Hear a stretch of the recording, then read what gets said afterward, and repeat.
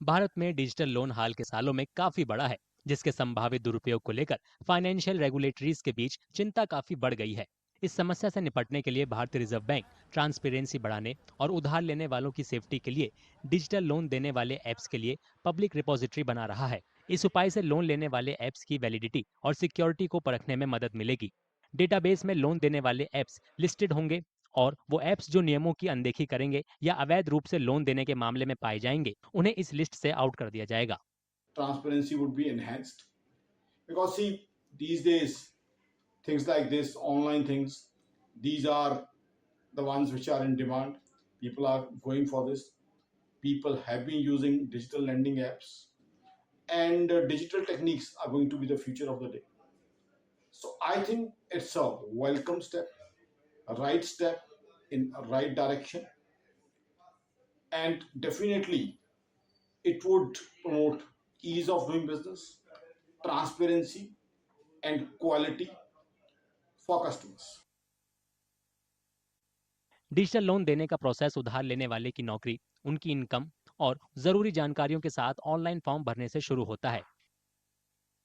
सारे डॉक्यूमेंट्स की जांच के बाद लोन अप्लाई करने वाले के अकाउंट में ट्रांसफर किया जाता है। मीडिया रिपोर्टों ने डिजिटल लोन की फील्ड में धोखाधड़ी करने वाले एक्टरों को उजागर किया है, जो आरबीआई की रेगुलेटरीज के साथ लोन ऐप्स के जुड़े होने का झूठा दावा करते हैं। इस मुद्दे को हल करने के लिए आरबीआई ने कड़े उपायों के जरिए यह तय किया है कि लोन लेने वालों तक ऐप्स की सटीक और भरोसेमंद जानकारी पहुंचे।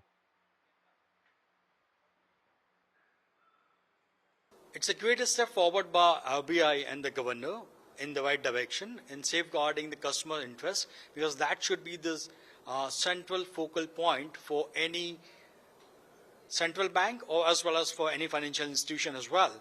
So safeguarding the customer interest by creating a repository for the lending apps, it's a great step forward, and that's what we have seen globally as well. And India is following the footsteps, or as well as in some cases leading the way as well. Now, in last 2 years, we have seen 700% raise in frauds, and that's why these steps are required to safeguard the customer interest. So these repositories are going to help customer to identify the legitimacy of the applications. So all the registered entities, NBFCs, have to upload their apps in this repository so that anybody would know whether they are right or wrong. इससे पहले साल 2022 में केंद्र सरकार और RBI ने Google पर सख्त नियम लागू करने का दबाव बनाया था, जिसकी वजह से गूगल ने दिसंबर 2023 में प्ले स्टोर से 2500 धोखाधड़ी करने वाले लोन ऐप्स को हटा दिया था।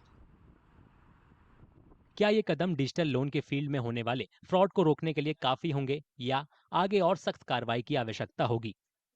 ये तो केवल समय ही बताएगा कि आरबीआई के ये उपाय कस्टमर्स की सेफ्टी करेंगे या क्या मौजूदा मुद्दों से निपटने के लिए और ज्यादा कोशिशों की जरूरत होगी।